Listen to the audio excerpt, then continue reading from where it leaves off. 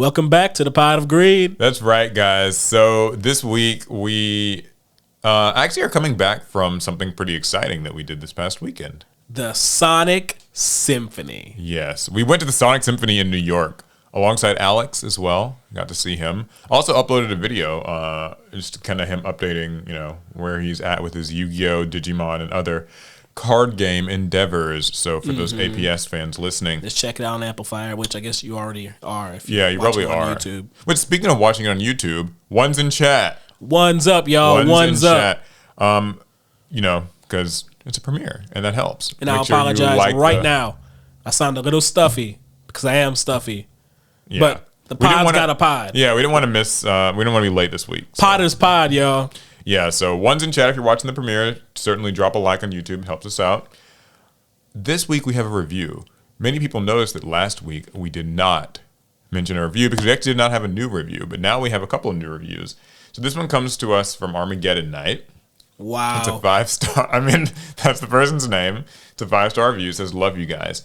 Found you guys thanks to the YouTube recommendations. Wow. Hey, see, that's what happens when you like the stream. It recommends it to more people. Like, comment, and subscribe. And get some more listeners. And I've been hooked ever since. I was so excited when I found out that you have your own podcast. Aside from how funny your videos are, I love how wholesome and genuine you guys are. It's clear that you love the game and your fans, and that's all there is to the content. It's a breath of fresh it's a breath of fresh air to find such dedicated creators who are here for the same reason we are, to have fun. I can't overstate how refreshing it is to find a group of people who don't fall into the outright toxicity we're plagued with these days. Thanks for all the hard work. Hope you have fun doing it.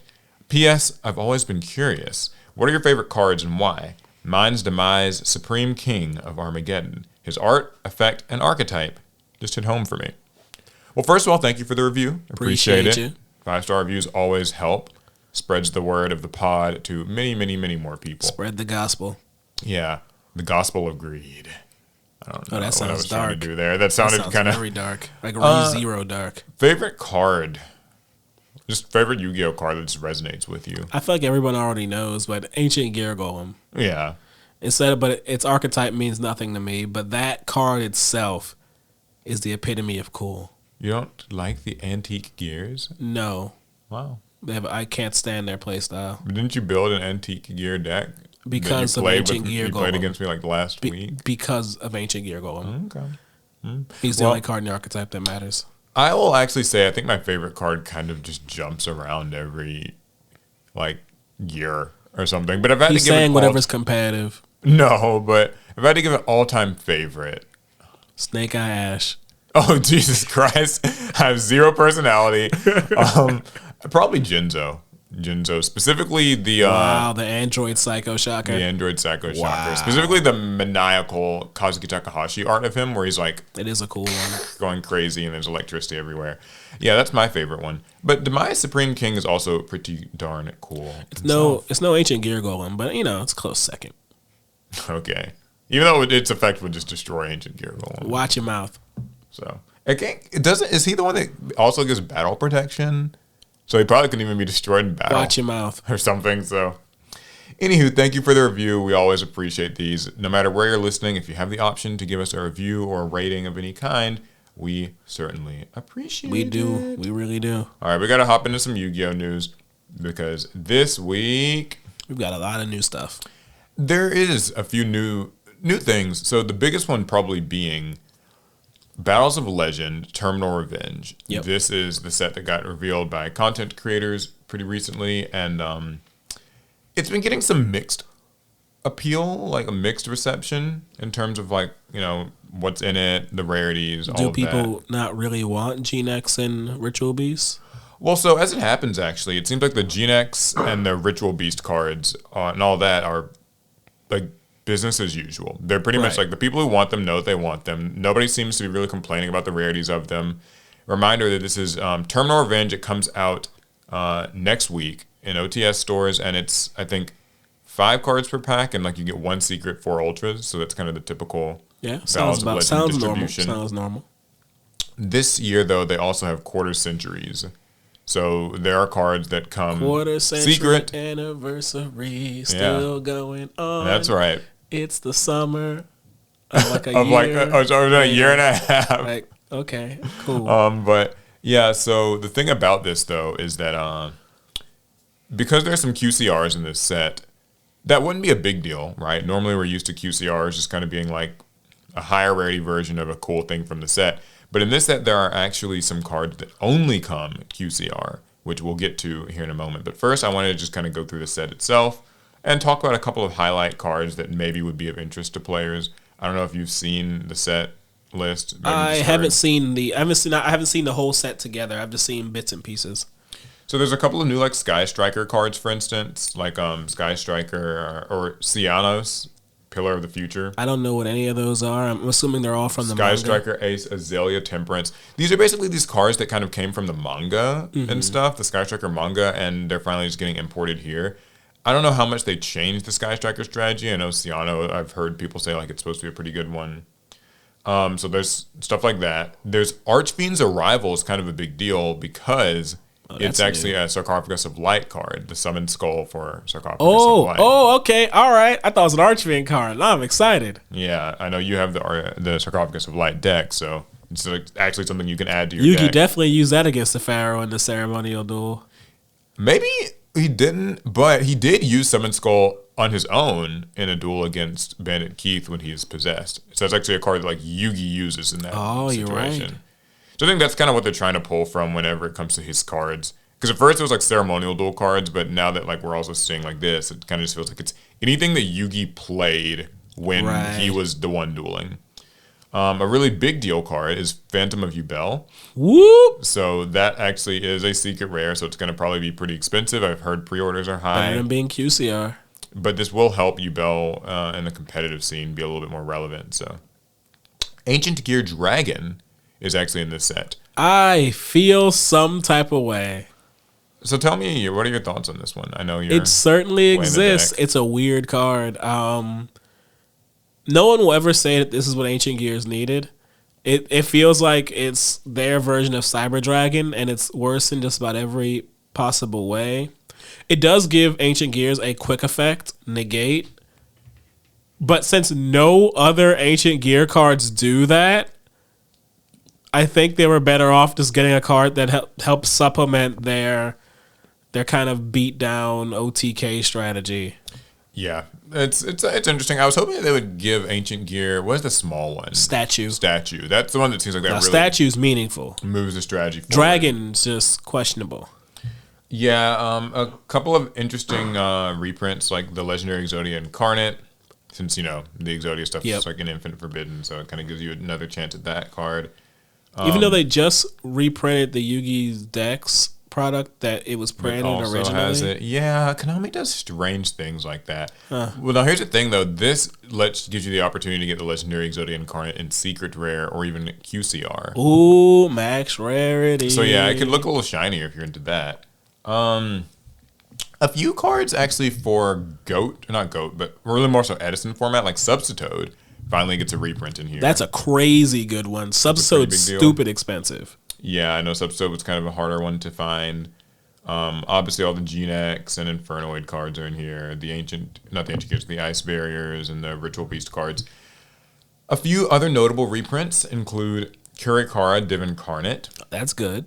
That's one that kind of needed a reprint. It's got an ultimate rare printing in an OTS pack. Yeah, it's just secret and ulti. Yeah, so it's also a secret in here, which is a little maybe. Oh, I hate those kind of reprints. Yeah, not my favorite. Sprites get reprints: Sprite Blue, Sprite Jet, Sprite Pixies, and Sprite Red.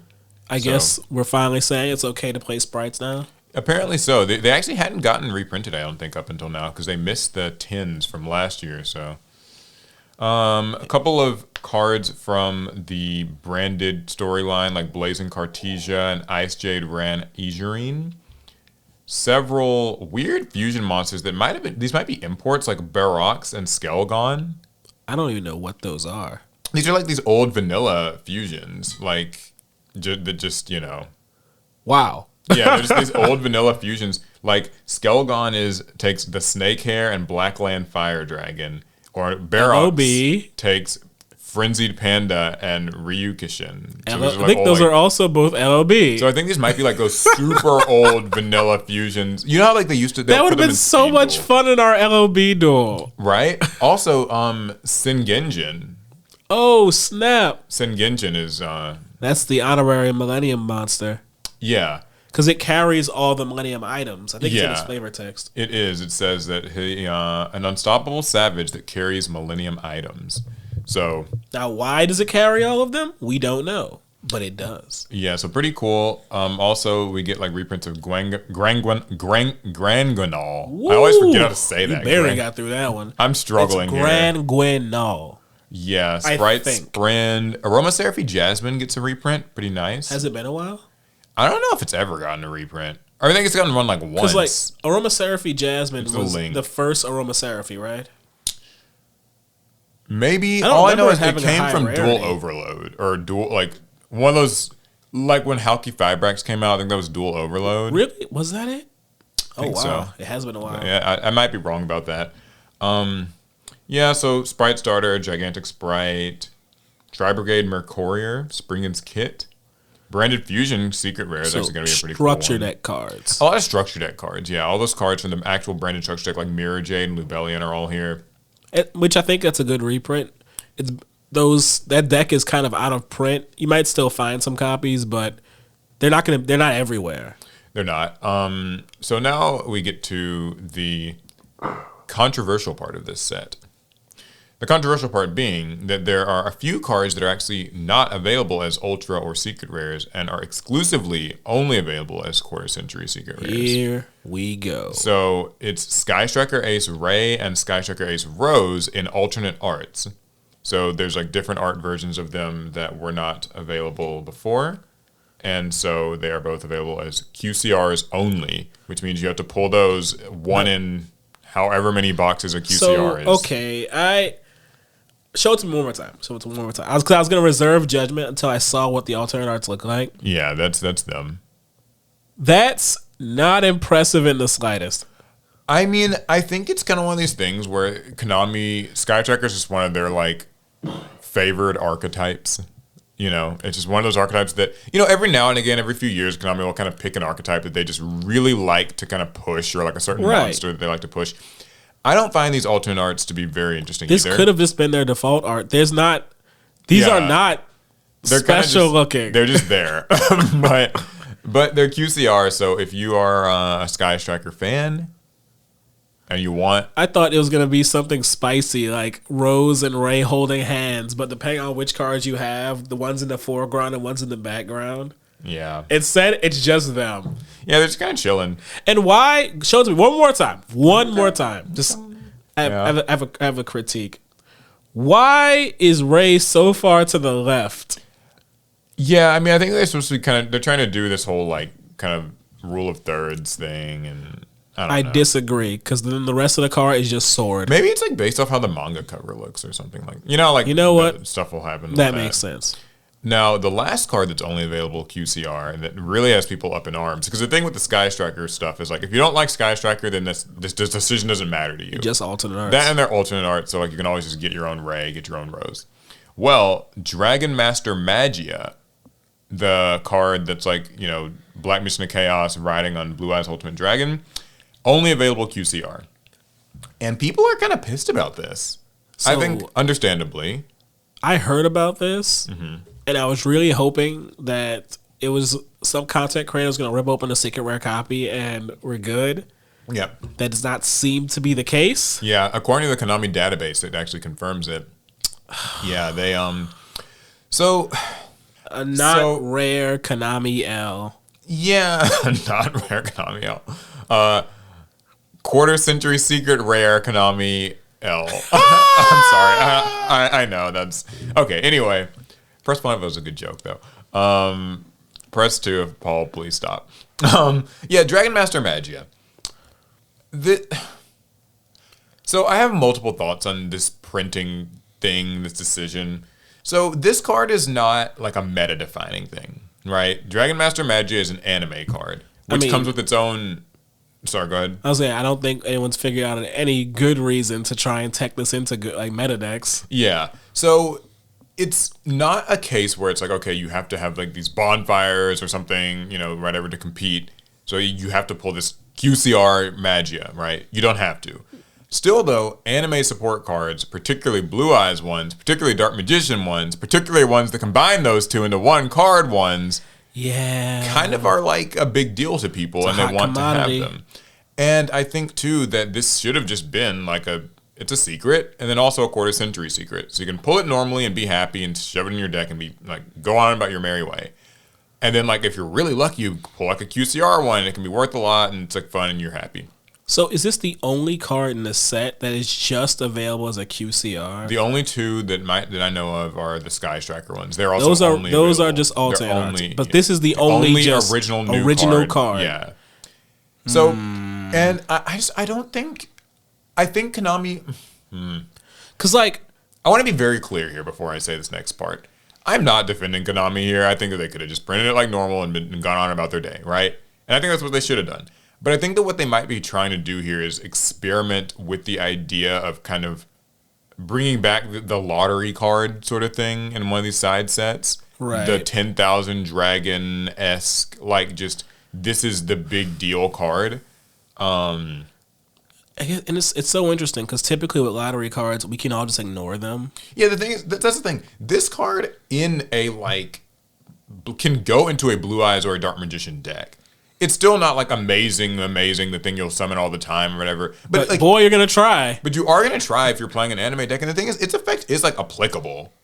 Like it's not so bad. It can negate one monster per turn, one spell per turn, one trap per turn. So like it's a bit of effort to bring it out. But like once you bring it out, I mean, 5K beater with like 3 negates per turn in a sense isn't like nothing. But can it beat Dragoon? Depends. But, you know, so I don't know. I think that they were maybe trying with this lottery thing, and it maybe they feel that this is a good way of doing it. What are your thoughts? Like, my issue is I don't mind experimenting with such things, but in this case, they experimented to the detriment of the people who care, which are the Blue Eyes players, the Dark Magician players, the collectors. All these people kind of get screwed a bit off of just a failed experiment. Yeah. I don't think this will really drive sales. Most people who play Dark Mission and play Blue Eyes, they're not heavy Yu-Gi-Oh spenders. They might have like somebody might have shelled out the money to get a DDS Blue Eyes, DDS Dark Magician, but generally, are they going to sell out the hundreds it will cost to get their hands on this card? Yeah, so I was checking the pre-order prices right now, and there's only a couple of listings, so like, you know, take it with a grain of salt. $600 is like the pre-order price. And I do see that probably decreasing at least a little bit, obviously, when the set releases. Like some of these will get into the wild, and I think it might go down to like from 600 to maybe like 400, let's say. 400 feels... That feels... But that's just that's kind of rude. Like if you're like, there's a lot of anime duelists who they just want the card. And like you've priced them out of it. Yeah, you've priced them out of it. And the thing is, I remember opening, was it like Side Set Bond or Unity or one of the... Yeah, it wasn't Pride, it was Animation Unity. Chronicle, something we opened. Where it was a Japanese set. Yeah, whatever Japanese set from the OCG that we opened, and like, didn't we pull this? I think we might have. I think we might have pulled this, and like it didn't seem super special. Like I feel like it was like not a super, but it was like a pullable rarity. I don't know. I don't care too much for this. Like I don't think it's the end of the world because this is still like, at least it's not a meta card. I think it would have been easier to just make it, just make it a secret rare. Like I don't know. Still, though, overall, it seems like the general response to Battles of Legend Terminal Revenge has been, like, slightly better than Rarity Collection 2. I mean, anything's better than Rarity Collection 2. Yeah, like, there are still new cards to get here. The reprints are serviceable, and... I can't be too mad at the set. You know, that's my only hope of getting Alex to play this game. Like, G-Nex and Ritual Beast? Yeah. I'm going to have him playing Yu-Gi-Oh! For the next year. So, you know, I think in that way, there's some there's something good to say about it in that, like, I think people aren't hating it. Right. And I know that maybe that sounds like the bar is in hell. It kind of is. I mean, it's in Hades. I know Phantom of Yubel's also got a bit of a price tag. Woo! So you gotta pull that if you want to play your. Yeah, Yubel we're coming deck. for you, Snake Eyes. Yubel is up. Woo! So, and I wouldn't be surprised. I guess if Ray and Rose's alt arts have pretty high price tags too. So I mean, they just will. people love those cards. They to death. will. Even if I feel like they're not really upgrades at all in their artwork. I don't know. Yu-Gi-Oh! Alt arts, while there are very few, I feel that up until recently, they've all been quite dynamic and very different from their original arts. Those two are kind of boring, but there are certain people who like it that way. Like they don't want their alt arts to be extravagant, but rather kind of basic and plain. It's certainly it's like an acquired. Sort of, I feel like if the original art is like too busy, then maybe the alt art should be simplistic, and then the vice versa. I think should be true. I don't know what you call what happened with Rose and Ray. But it's probably like you said. It's probably a manga reason.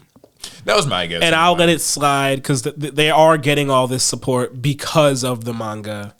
So it is what it is. So kind of cool. That's a big bit of Yu-Gi-Oh news. What other Yu-Gi-Oh news do we have though?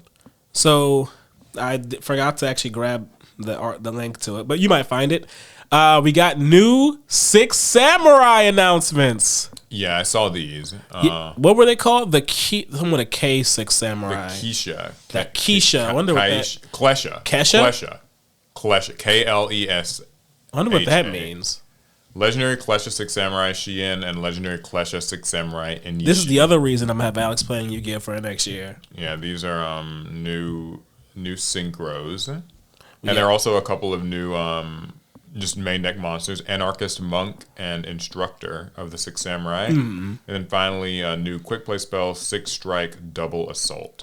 So we all, we were all growing up in the mid 2000s.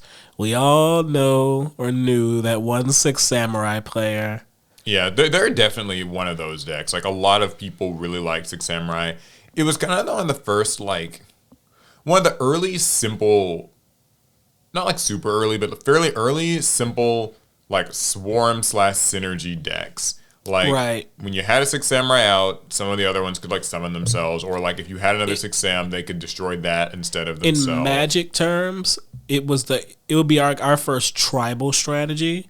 Sort of Where like it, yeah. the win condition of a tribal strategy is typically you get a bunch of cards on board that all have a tribal synergy that get more effects based on each other. Yeah, just this mounting effect sort of thing.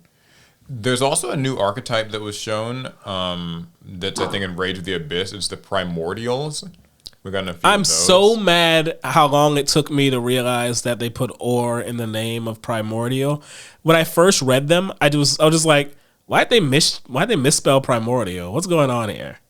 Yeah, so they are, if I'm understanding it correctly, this Earth Dragon monster. It's the only monster that we've seen Rock of it. Dragon. But Earth Dragon, not Rock.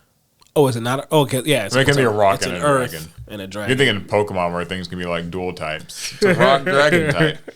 Yeah, Imperial Dragon, the Primordial Dragon. And it's kind of a normal monster-centric strategy. Got a couple of different spells. I won't go through everything individually, but...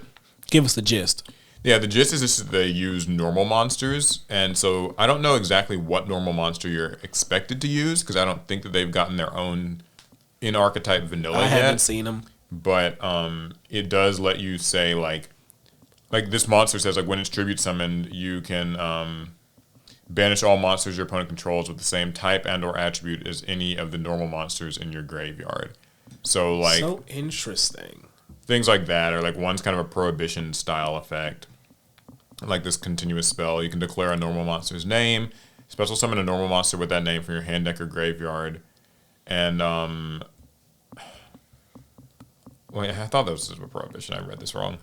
But yeah, like it all revolves around normal monsters. So it's kind of an interesting design decision because it means that you will have to run some vanillas in your deck. But they don't provide, at least as of right now, they don't provide the vanillas that you're supposed to run. Doesn't seem like it. Seems like that might be announced later, or maybe you just kind of run whichever one you want. I mean, I imagine people are gonna run that one water megalodon thing. Yeah, 2000 tank Megalo. Just those Smasher X. shiny black sea squatter. Yeah, anything that's 2K attack or something tends to kind of be It'll get the job done. Ooh, or any of those vanilla pendulums. Oh, but they don't go to the grave. Yeah, they don't. or at least not when they go from the field. But I guess the ideal is probably that you'll be sending them from your deck straight to the grave. There might be some bad but, interesting synergies between that and those, what are they called, empowered warriors.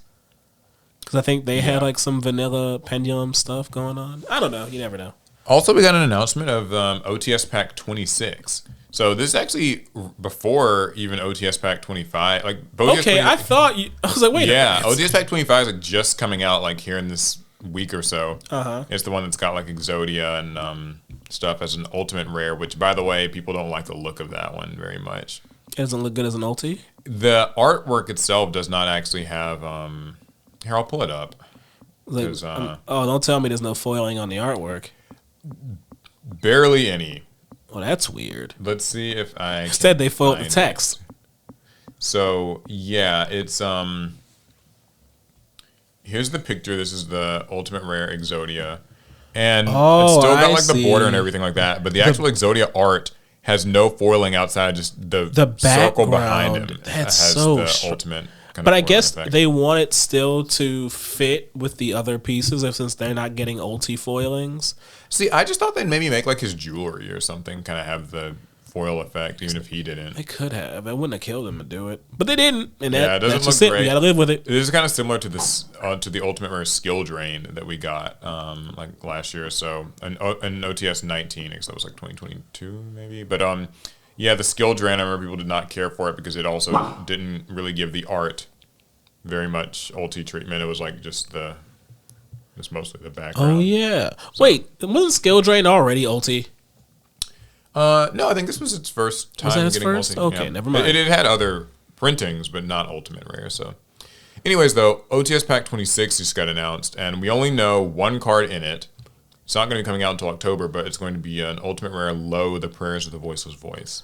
Ooh. So that'll be pretty exciting, actually, especially given that like that might finally be the time where Snake Eyes is a little more out of the picture, and Voiceless Voice can maybe take up the mantle as one of the next. After having existed for a year, it might finally become meta. Yeah, it'll also be cool because Lo is getting an ultimate rare printing, and in this OTS pack, Diviner the Herald, or Diviner, as some people like to call it, of the Herald, has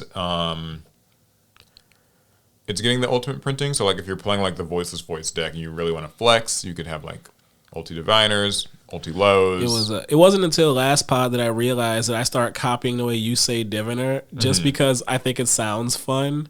I mean, I actually always thought, like, unironically thought it was Diviner. Like, but I've been told. I think it was around Drytron format. Yeah. When I started hearing you say it, and I in my mind it was Diviner, but then you said Diviner, and I thought it sounded funny because it reminds me of dinner. So I just started calling it Diviner too. So there's two different ways that you can. Like, I'm pretty sure it's Diviner. That's my understanding now. But dinner. But the reason I said Diviner is because I think of divination. Oh. So, like, you know, divination, Diviner of the Herald, Diviner of the Herald. Also, though, I guess it's Diviner because it's just like you're divining someone's fortune. Like, what a diviner does, or what a diviner divines your fortune, but divination is like the practice of divining. So, you know what I mean? So it could kind of be. Sure. You lost me.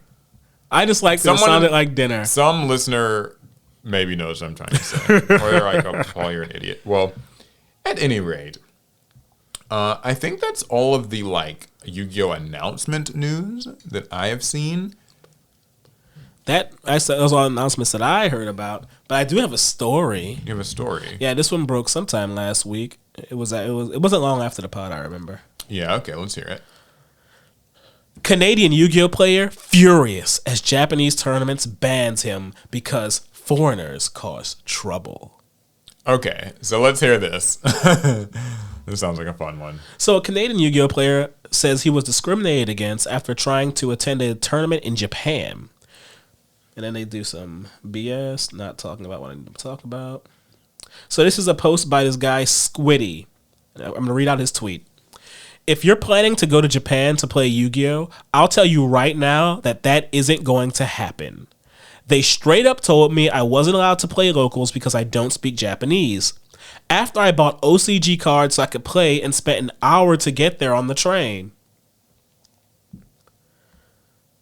Then I go to a second store and ask about tournaments on Google Translate. They chat amongst themselves before telling me they don't have Yu-Gi-Oh tournaments, despite having an entire floor selling Yu-Gi-Oh cards and tables with people literally playing Yu-Gi-Oh. Facepalm emoji. And there's one more tweet, but it doesn't seem like Dexerto. Oh, I found this. Now imagine if a Japanese player came to America and went to locals. We tell them, no, you can't play because you don't speak English. That shit would not fly. It's straight up discrimination. The crazy part is, it isn't just Yu-Gi-Oh either. I went to a sushi place today and was told to leave because I don't speak Japanese, which is what pushed it over the edge for me to even make this post. Other restaurants were amazing, but this one caught me by surprise. And then he finally concludes, with all that being said, there are still some very nice players in the community. I did get some casual games in with some of them who were very kind and welcoming. Woo! So yeah, this has been a very, I've seen some people's responses to this actually, and it's mixed. Some people are saying that they're justified in, like, you know, the Japanese shop that he went to is justified in doing that because foreigners tend to be, or some foreigners maybe have the proclivity to be like, to act out. At least, you know, because of, and what was that YouTuber's name? Something, I forgot the guy's name, but there was a specific YouTuber that gets referenced a lot as far as having been like ruining the image of foreign Logan YouTubers. Paul? No, well, that's, I mean, but there was that was someone years more ago. recent. There was Somalia, something Somalia. Yeah, there's been a few. Like, there's been or I say a few. There's been many examples of foreigners just, they have their cameras out, they're doing pranks, they're dressing up and acting weird and Just crazy. recording people when they don't want to be recorded. But I don't necessarily think that's actually what's at play here. Okay. Now, there were pictures attached to his tweets, but it doesn't seem like he was like taking pictures and videos of people without their permission. So I don't think that's the problem. But there is, and you know, we did spend some time in Tokyo. There is this kind of unspoken, unwritten understanding that Japanese people don't really want to flex how much or how little English they know. Like, usually you get stellar customer service. Like, the whole time we were there, we had great customer service. But I really don't think people want to just have to live in how poor their secondary language is. And when someone shows up to their shop and they're like, well, I don't speak any Japanese, but I want to play in this tournament, and it's Yu-Gi-Oh, one of the most ruling, intense games that there are. Yeah, I mean, I certainly see where it could probably be a little difficult to play Yu-Gi-Oh with a foreigner if you're from Japan. Just like translations, which are possible through Neuron, so you can use like Neuron for translations. Neuron, they might feel like it's just Google too much Translate. Trouble. You know, You've played with a foreign player before, right? I have, yeah. I play. I mean, you have as well. Yeah, so I have too. We've in Germany, I did. Yeah, I mean, I don't think. I guess I'm a little apprehensive about tweets like this because this person like went to a shop and had a experience, right? Like, or an experience. Like, it's not because we went to shops that were like dueling and stuff and like playing casuals and friend tournaments and stuff, and we didn't really.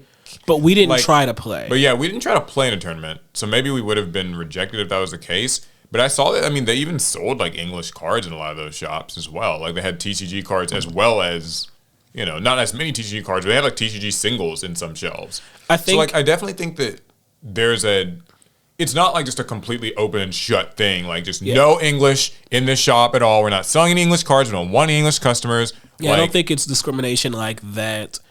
I think if someone were in the shop who was very confident in their English, I think it would have been fine. But there wasn't someone who was confident like that. And yeah, so they just didn't want to. It was just easier to tell the guy no than to get into like a snafu with two irate players. Neither of them understand each other. You only understand one of them. Yeah, I mean, and it doesn't help, I think, that like, you know, people go to like South American tournaments and stuff all the time. Right. And there's, you know, Like they had the Brazil, like there are YCS events that, honestly, like in Mexico, Brazil, all these places where the vast majority of people might not actually speak English, or certainly not as their first language, and the language barrier isn't nearly as big of a deal. Now, certainly that's a different culture. Yeah. So like, who knows, whatever. But like, so there's proof, regular proof that like Yu-Gi-Oh can be played beyond its like the language barrier, but. And these are shops. These are very local situations. This isn't like a YCS where Konami's making a sweeping statement like, oh, non-Japanese nationals aren't allowed to play. That's why I'm apprehensive to like say that, to just side with this guy and be like, yeah, that's right, you were discriminated against and it's awful. Japanese Yu-Gi-Oh is just so mean and terrible and xenophobic.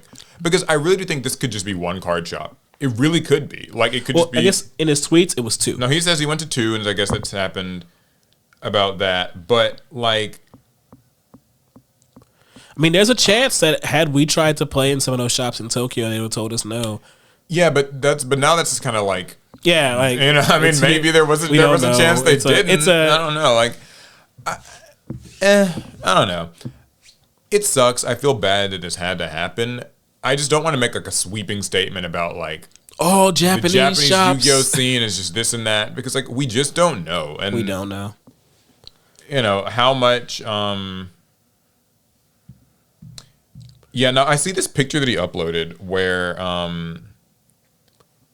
I think somebody showed him that. This like they translated what they said and said only Japanese people are allowed in. Foreigners will cause trouble to other customers and staff. Oh. So in this shop, that seems to definitely be the reason that they are giving. So okay, I mean, but that it's still a translation, and so we can't be 100% sure what's spelled out there is exactly what the speaker meant. Because if you read it just straight up, it sounds like, ooh, oh yeah, I guess we're all just a bunch of troublemaking Americans, or in this case, Canadian. Yeah. But I'd rather give them the benefit of the doubt here, just because we entered many card shops. Yeah, we were never told we weren't allowed in, or they let us we weren't in. allowed to buy things either. like I spent some money. Yeah, and there are even players who recognized us. So I mean, clearly, I think it's just sort of. It might just be like a couple, like some shops. You know what I bet it is? It's still technically painting in broad strokes, but I'll just make a wild guess here. Okay. It's probably like about 1 in 4 card shops maybe just kind of don't want to bother, and then maybe the rest are willing to try. Yeah. Like it might be something like that. Like it just where he happened to go to some of the card shops where they're just like, we've had bad experiences with this before, and so we're just kind of not going to do it. It is not like it's not indicative of the entire country's just view on Yu-Gi-Oh players and stuff. And maybe things have changed since we've been there too. Because now that I remember, it was Johnny Somali, this guy who caused multiple lawsuits and things in Japan. Like maybe because of his incident, maybe there actually are just stricter on that sort of thing. Yeah. There's a real chance. We'll have to go back, I guess. Yeah, I guess we will. Guys, we're going to go back to Japan to investigate for you. Yeah, we're going to do the investigative journalism. All you have to do is give us $5 and fund our trip next week. No, but, I do plan on going back to Japan fairly soon. I will, this time I want to try to play in a tournament and see if, and I want to try to. You will have to get some OCG cards. Multiple times. Yeah, and I'll have to get some OCG cards. I'll have to get an OCG Vanquish Soul deck. That's probably what I'd play. So, yeah, that's kind of the drama of the week. Are Asian English cards legal in the OCG? Or they're their own format? I think that's their own. It makes more sense. They are their own format. So, yeah, that's kind of the Yu-Gi-Oh! That part of the Yu-Gi-Oh! At least. So, the Xbox Showcase was last weekend. It was last weekend. Actually, it and the Summer Games Fest. I don't know the difference, but... You don't know the difference? But... Okay. I have a story about the Xbox Game Showcase. Okay, so I will find a Summer Games Fest thing, and we can just speed run this. Cool. Because I heard that people did not too much care for the Summer Games Fest, but they really liked the Xbox Showcase. Which is interesting because the state of play we talked about, was that in our last pod?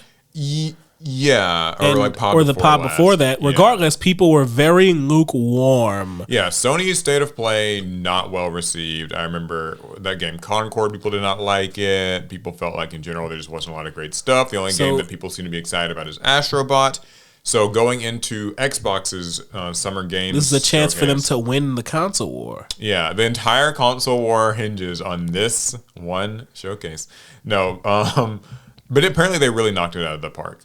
And I think that's actually more important now than ever, given that Xbox has had some really bad press in the Horrible last couple of press. months. You know, closing those studios, like the one that made Hi-Fi Rush, And Tango. them divorcing themselves from Xbox exclusives. Yeah, things that people just kind of don't want to hear. So let's talk about Xbox first, since that does seem to be what people are more hype about.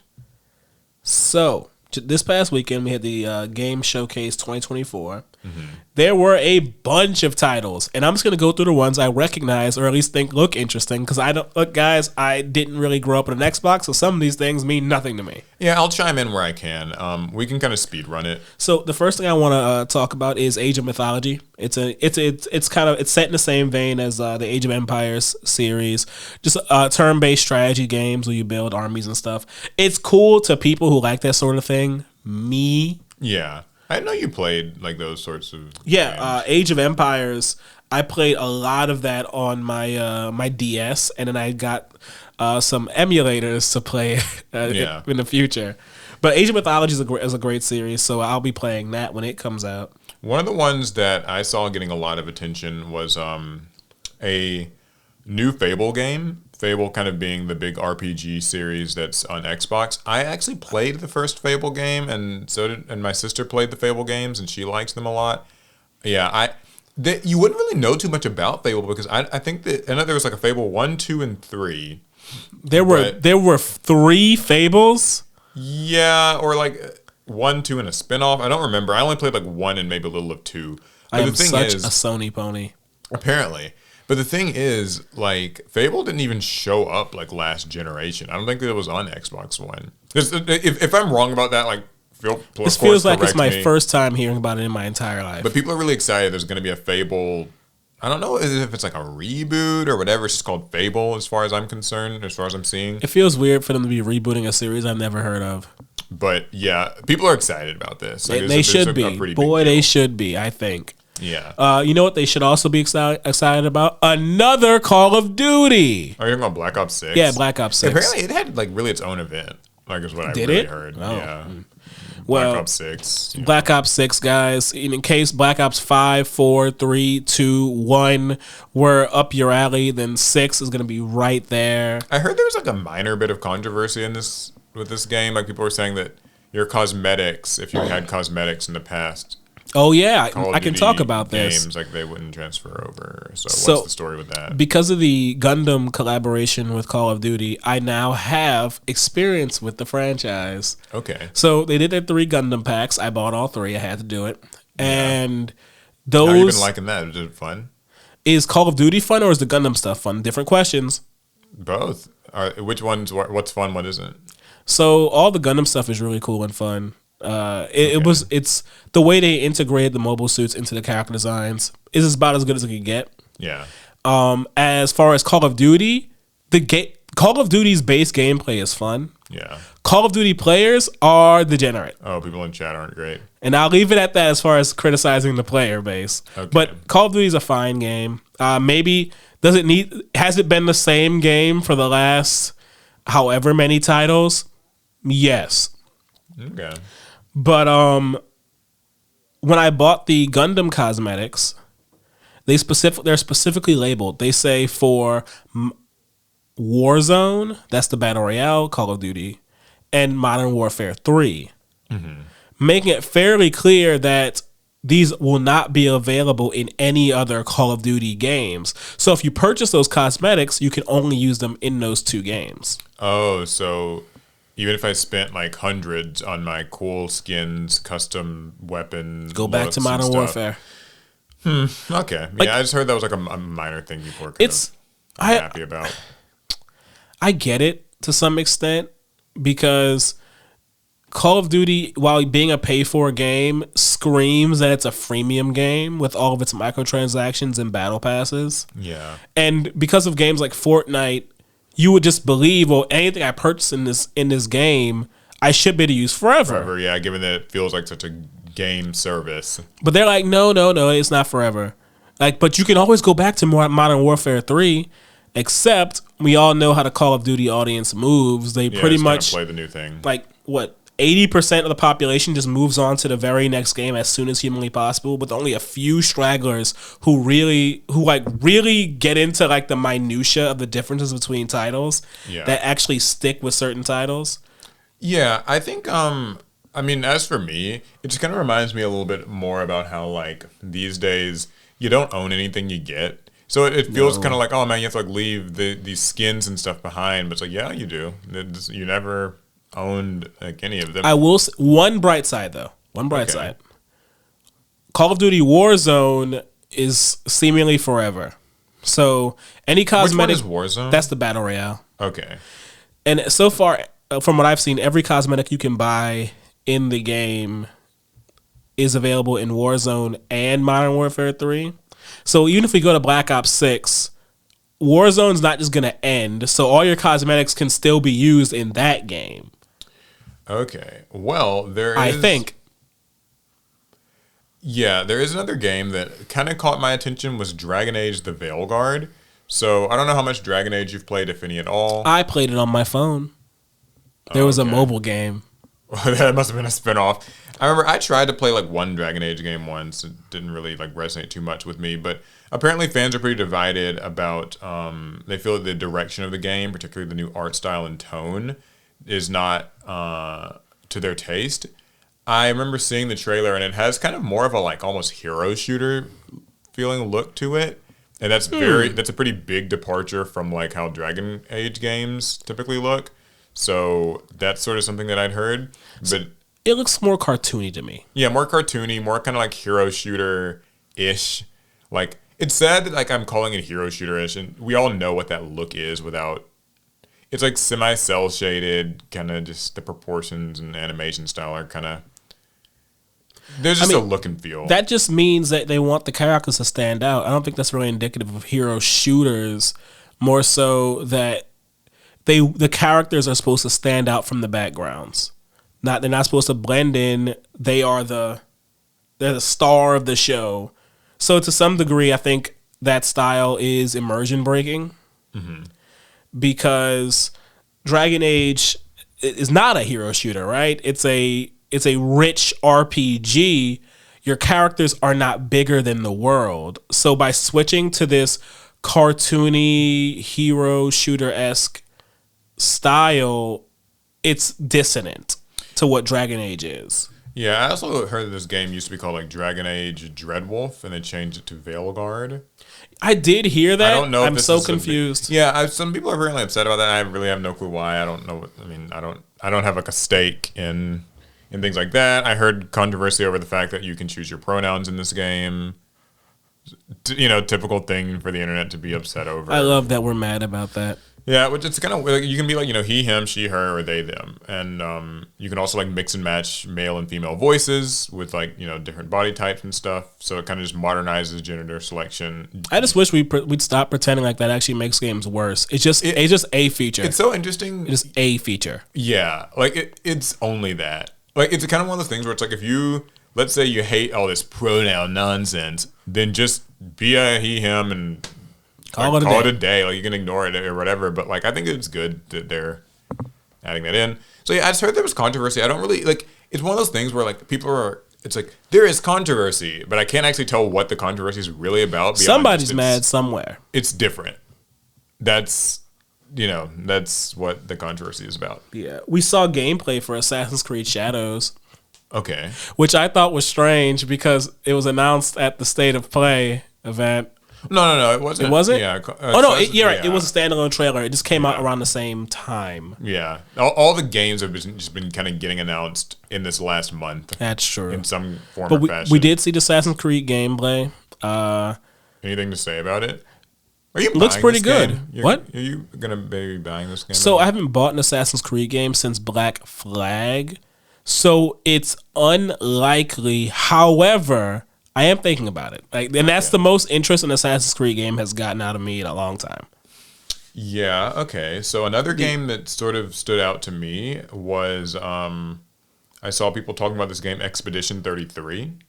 Oh, yeah. Which is a sort of turn-based RPG, but it has kind of a more action appearance to it and like kind of realistic graphics. And so even though it's turn-based, like you still do certain things in real time. Like timing-based blocks and stuff like that, I heard, or something. Just looking at the game itself, the game doesn't yell at you that I'm a turn-based RPG game. Because like some people get turned off by it immediately. When you look at this game's trailer, you're like, oh man, this game looks like it's action-packed. This game looks great. Yeah. And only once you finally see the menus, like, oh wait, this is turn-based, but it looks so fluid. It looks so smooth. Yeah, you like it? Yeah, I'm actually a fan. A lot of people are comparing it to Persona. Kind of the menu selections gives a Persona 5 and I get it. It's just modernizing the turn-based formula, making it look smoother, making it feel like the menu is a part of the world. So something that actually a bit of a conversation that sparked from this Expedition 33 thing is like, obviously people got to compare things. That's how we do on the internet. We don't know how to like things for what they are. We got to compare them. What are we going to compare it to? We're comparing it to Final Fantasy. Wow. So that's what everybody's been sort of doing, or at least somewhat on Twitter, is like, hey, maybe Final Fantasy should get back to a style like this. Like, because a big thing in Final Fantasy, if you're a Final Fantasy head, has been like Square Enix wanting to one-up themselves and, more and more so modernize the look and feel of Final Fantasy, where like a battle and magic and stuff like that and combat can play out kind of in real time as though it's an action game. It allows them a lot more freedom with like making for cinematic fights, because there is a certain like awkwardness to turn-based combat that kind of takes you out of how an actual fight would work. Like, if you and I are fighting with swords and magic and all this stuff, I wouldn't just kind of like stand here and stop and like let you and just decide what to do while I idle, and then like vice versa, right? That wouldn't really be how combat works. And especially if I want a game to be more cinematic and kind of have this like boss fight element to it, or just some like emotional moment, it's just a little odd if me and my my friend are all just sort of standing here waiting to pick our moves. But at one point we didn't mind that. That's all our games were. But now that the graphics are as advanced as they are and the presentation is as advanced as it is, that sort of seems awkward. But this game is showing that maybe that it doesn't have to be that way. Like maybe you can have the best of both worlds. Right. So at least from that trailer, that seems to be. I mean, they definitely got the best of some of these worlds. That trailer looked good. Yeah, I think the trailer looked really great. So that's something that I'm excited about, although I don't know that I'll really be playing it since I don't have an Xbox. But I think a lot of this stuff's going to be on Game Pass. Oh, so it's going to be an exclusive release? I think. I don't really know. Okay, here it says Xbox Series X or play it day one with Game Pass. Okay, so it's going to be, it sounds like it's an Xbox exclusive. So maybe I can play it on my PC? Hopefully. Because I'll play it. I'll play it if I can. Expedition 33, that looks like a good time. Looks like a good time. Yeah, if I can play it, I certainly will. I just don't know if I can. Guess I'll try. I do think a good kind of divining rod for who's winning the console war is who's putting out the best hero shooter. Right. I guess that is a way of putting it, huh? So Concord was what Sony was hinging on to really excite people. And people just loved that to death. Boy, did that fail. Yeah, people did not like Concord. So I like to draw attention to Fragpunk, the hero shooter that Microsoft unveiled, which, if nothing else, looks more interesting than Concord. Visually, yeah. Now, do we need any more hero shooters? No. Is Fragpunk's very novel use of a card system just a way for them to tie in more microtransactions? Likely. Yes. But it still looks better than Concord. So I will go ahead and say Microsoft is winning now. Both these games will fail. Well, we say that, but I think Fragpunk's like cross-platform.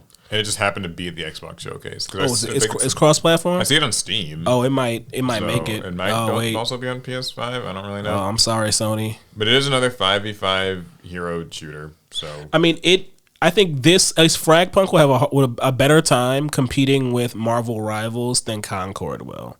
Concord feels like a dead on arrival kind of game. Which I really feels like it still, like just the whole idea that like people are like, yeah, this is just gonna be bad. I'm gonna stick to my guns and say I hope it dies, but. So you're hoping that Fragpunk dies too?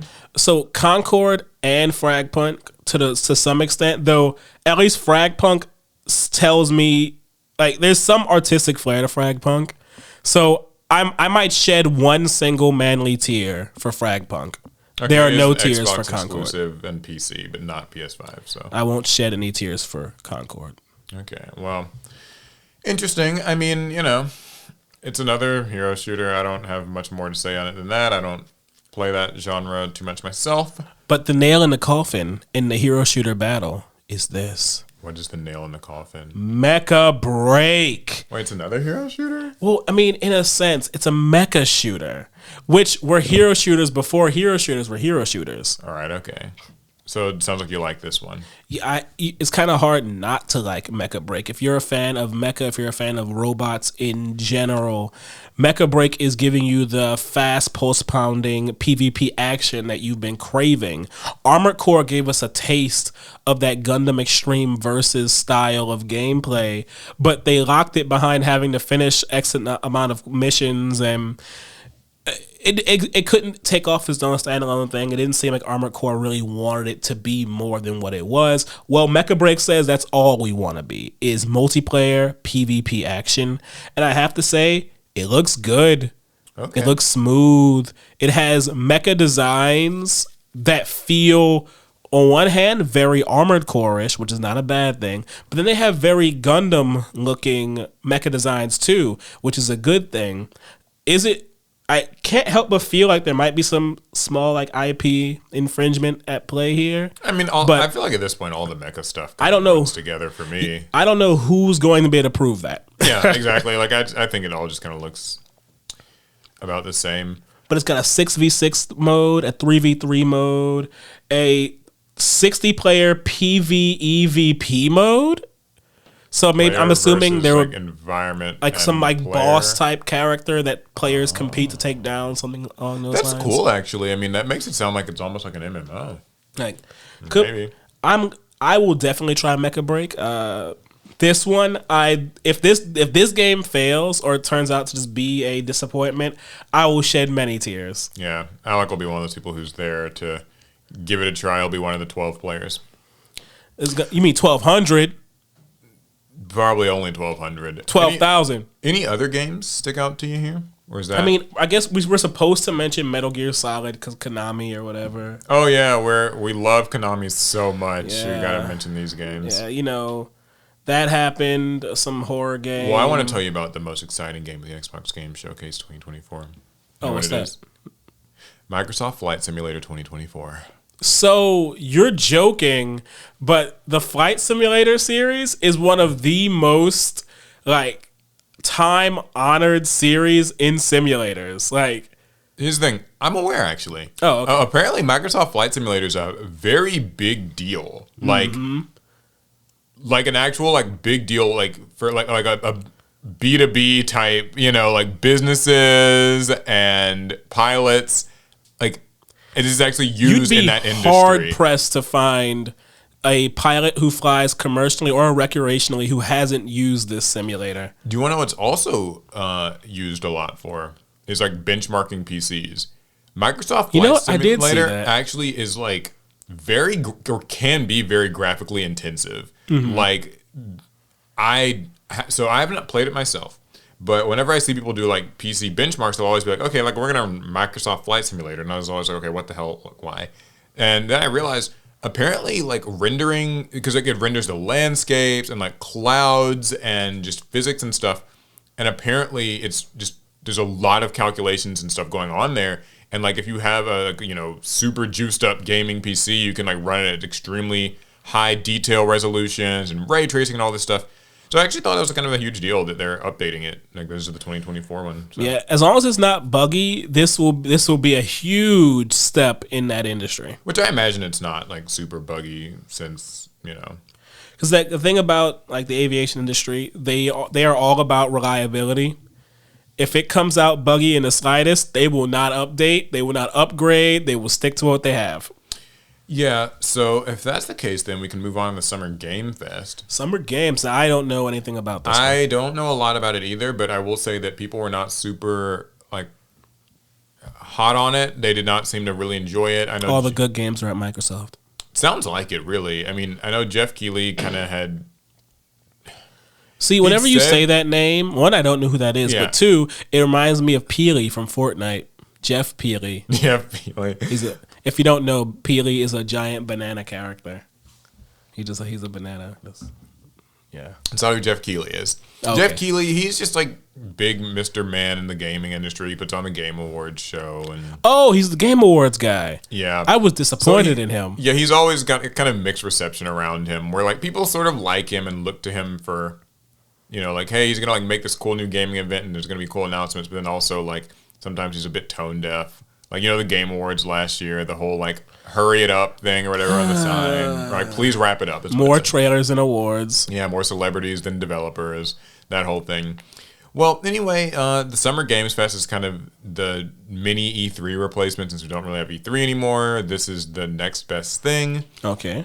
The games here were all right. I mean, it was more like a lot of DLC stuff and like kind of games that are going to at least be coming out within the year or like within like 2025 and stuff. So that was good.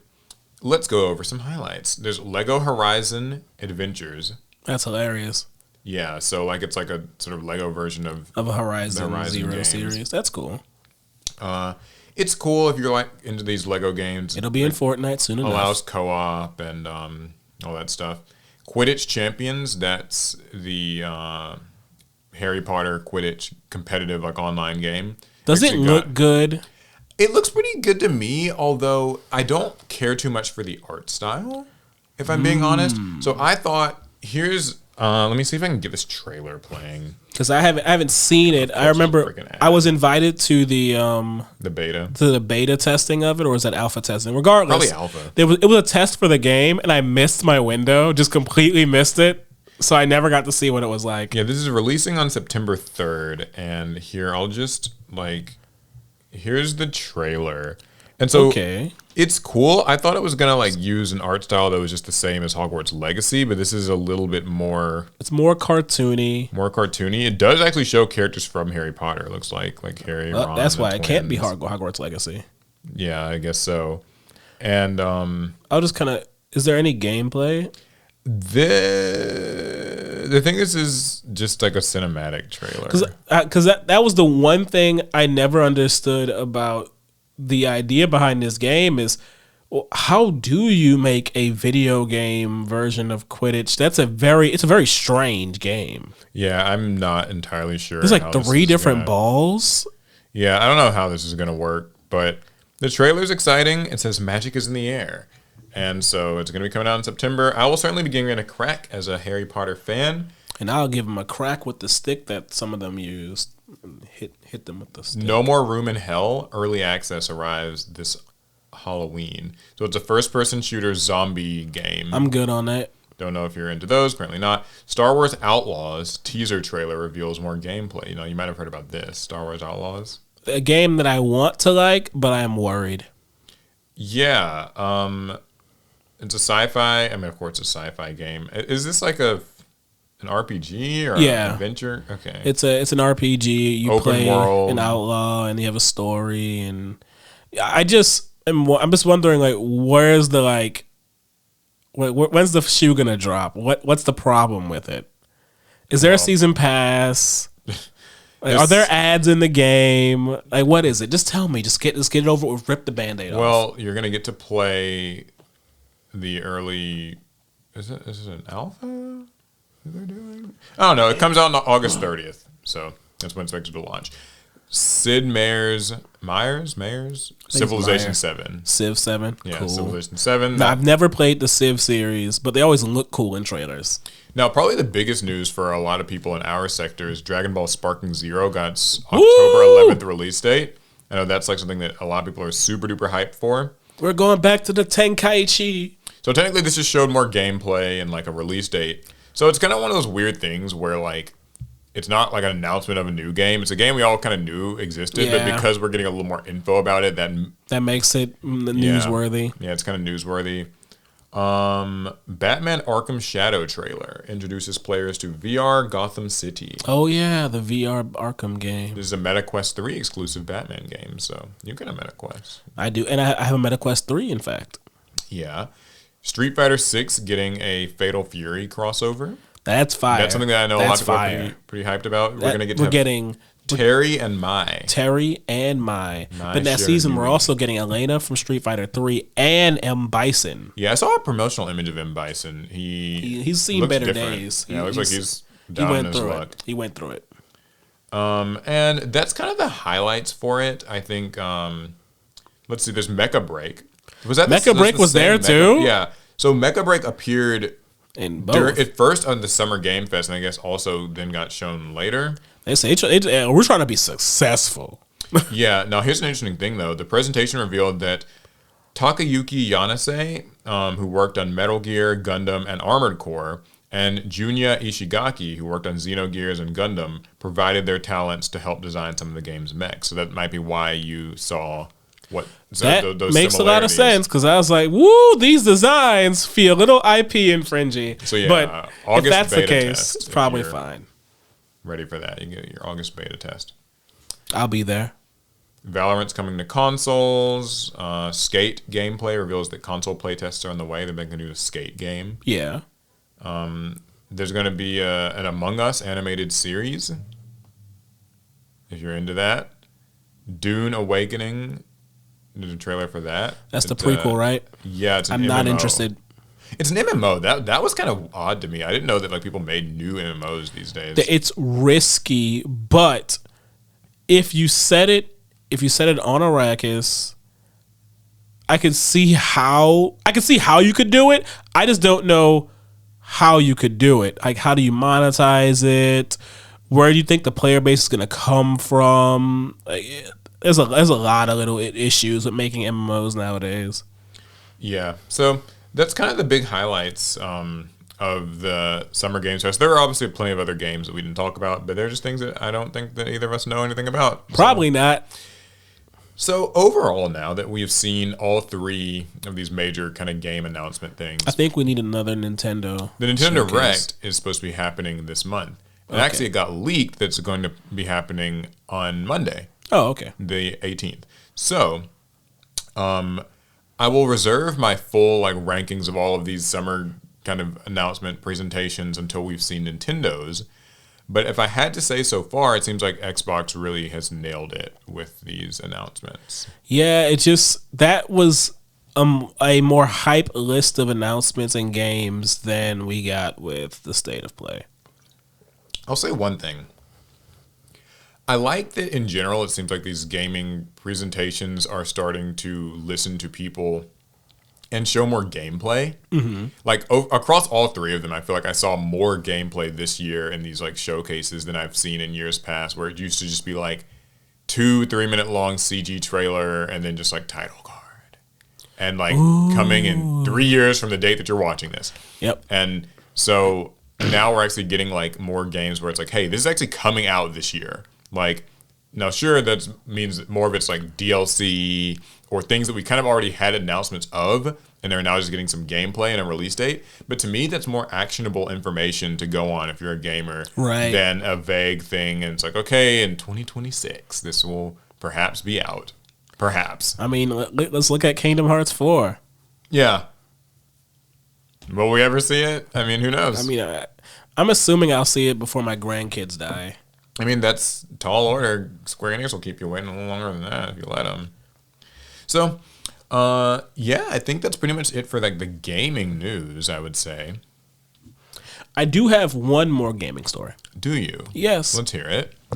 So, as students of the early internet and gaming, we've all dabbled in ROMs and emulation. Have we? I don't know what you're talking about. I've never emulated a game a day in I my mean, life. I haven't, but Right. we've all dabbled. Yeah. And so one of the world's oldest ROM sites is removed by Nintendo, Sega, and Lego, or at least some of its games are removed. Oh, okay. Like, so some Nintendo games, Sega games, and like Lego games have been removed from it? Yes. But the site's still up. The site is up. Okay. So if you have ever been into emulation at any point in your life, you Which I might be haven't. familiar with this website called Vim's Lair, which has been running since 97. Yeah. I am familiar with it. Vim's Lair has been asked to remove many games from the vault on behalf of Nintendo, Sega, Lego, and the ESA. What is the ESA? Oh, I know what this is. I don't remember offhand. Either way. So, a statement on the main page, while most of these games and the hardware to play them haven't been sold in decades, ultimately it's their prerogative, so these games are now gone for good. Yeah, I mean, at least from these sites, right? Like, not for good. I'm sure they're on some other place. So, for the most part, that's really all there is to the story. It's just that Nintendo and its ilk are going after even the oldest like emulation and ROM hosting sites to remove their games from them, despite not having easy access to those games for consumers. I looked up the ESA. It's the Entertainment Software Association. I know that sounds vague as hell. So I went on their site and like I'm trying to figure out what they actually do. It's like the power of play. We help expand and protect the innovative and creative marketplace for the video game industry. Great. Okay, so like what do? They apparently do policy. They have data and resources around sales and insights. They protect corporations. And that's kind of the vibe that I got. Like it's just that, of course, they would try to take down ROMs from a site like this. Mm-hmm. But it just, I didn't really understand like it's annoying because these the corporations they look at these ROM sites as if they're stealing, but all these ROM sites ever are trying to do are preserve the art that was made, and that isn't necessarily in the interest of the corporations that own these titles. But if you leave it up to these corporations, these games could disappear for years at a time, and there's no way the teams that develop these games would want their games to be able to disappear. I just don't really understand. Wait, I'm not even going to read any more about this. But the point is, I mean, I was trying to like read more about this ESA thing, but I'll just engage with what's in front of us, which is that I think if you don't want people like trying to emulate these games, then it's really important to make the games available for people. Right, like because there are some games that aren't on the eShop, or they aren't like you can't really like buy and replay a lot of these games, and so like the only way that you can do it is through emulation. So, but a lot of these companies to even remake or remaster these games they see it as a waste of funds because they can't just add in DLC and microtransactions to these games. They can't get the amount of revenue that they would want from a new game release. And so they'd rather just remove all copies of it from the internet and just call it a day. These people, I'm sorry, I had to get back to this. These people, They do exactly what you think they do. Like, they work to combat and reduce copyright infringement of video game-related works. They send takedowns and cease and desist notices. Mm-hmm. They have sites. They work with search engines like Google to delist sites that host infringing files. They work with law enforcement agencies to train agents on how to handle copyright infringement. They're anti-gamer. They don't love, they engage in government lobbying at the state and federal level. Ooh. They might not be the coolest kids in the block. They seem like they're a lot of fun at parties. So, yeah, cool. Well, if that's all the gaming news. That's all I've got. And I've got more news. What you got? So, all three, well, I guess this is sort of like gaming news. I guess I'll segue it. Speaking of gaming, all three game console makers have now abandoned X. X what? Twitter. Oh. So as of June 10th, Nintendo has officially discontinued support for the Switch console's integration with X, making it the last of the current-gen consoles to do so after Microsoft and Sony disabled their own access last year. So you might be wondering, okay, what the hell are you talking about? I am wondering that. Basically, you can no longer use the Nintendo Switch share function. Like, it allowed you to post in-game screenshots or clips straight to Twitter from your console. You just like connected your account, and then like it would let you, like press this little button, and like you can share a quick clip or a screenshot from your game straight to your Twitter account. But the reason why you can't do that anymore is because Twitter has increased drastically increased the pricing for its API access for enterprise customers. So basically what this means is that Microsoft, Sony, or Nintendo would all have to pay an exorbitant amount of money to Twitter for their game console like servers or whatever to be able to access Twitter and let players share stuff like that. So they just have pulled those features. You can't do it on your Xbox anymore. You can't do it on your PlayStation anymore. And you can't do it on your now, as of June 10th, your Switch. So I mean, I understand that Twitter wants to be profitable or as profitable as they can be. And so they're doing whatever they can in that regard. Just, all right, that's still going to be less traffic. I mean, I think it really sucks because for a lot of people, this was just when you're in the content creation space, you're kind of used to this whole idea of like, having a screen recording software and like OBS and, like all these things, these ways of like, capturing your gameplay and formatting it into this video. But for sort of the average layman, this was how people would like share a cool screenshot, or like share a quick video. Was just like, oh, you can like kind of record this last 30 seconds of your gameplay, throw it on your Twitter account, and like your friends can see it.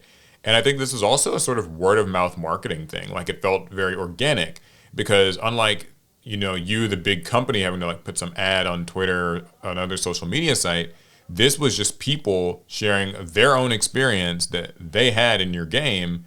And like just poof, it's online and like it's cool. And so now they don't really have access to that anymore. And it's because Twitter charges more money than these companies want to pay to be able to do that. So they just won't be sharing things anymore. It sucks. Boy, it really just feels like they're fumbling the bag. It feels like Twitter is allowing other social media platforms to make up so much ground on them.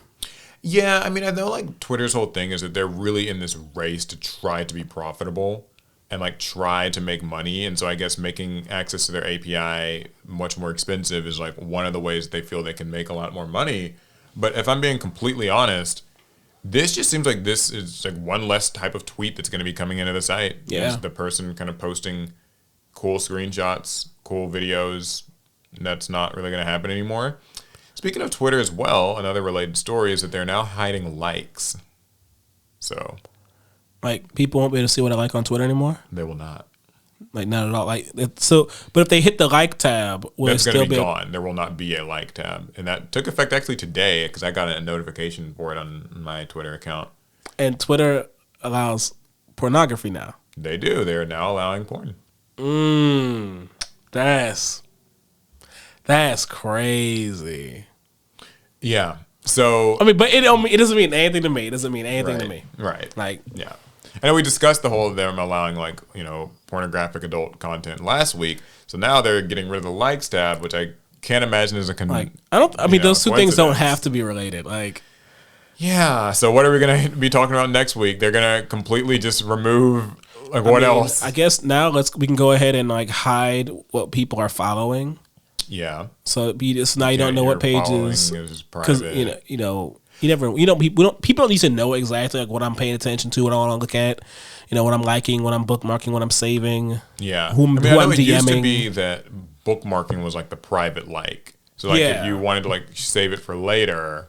Even though your personal bookmarks are private, the number of bookmarks on a post weren't. Yeah, so people can still see like those got a lot of bookmarks on this tweet. Yeah, so now like likes are private. I think like this isn't a bad change. It's of all the Twitter changes you can have, I suppose it's probably one of the more harmless ones, right?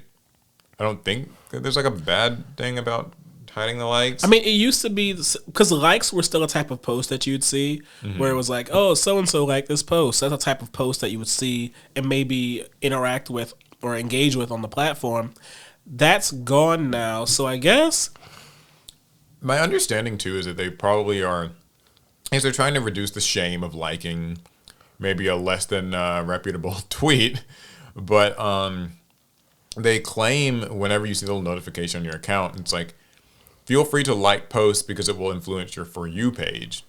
So, if you like feed the algorithm. Yeah, it's a very feed the algorithm and we will learn you better. And now we'll show you more of the things you like.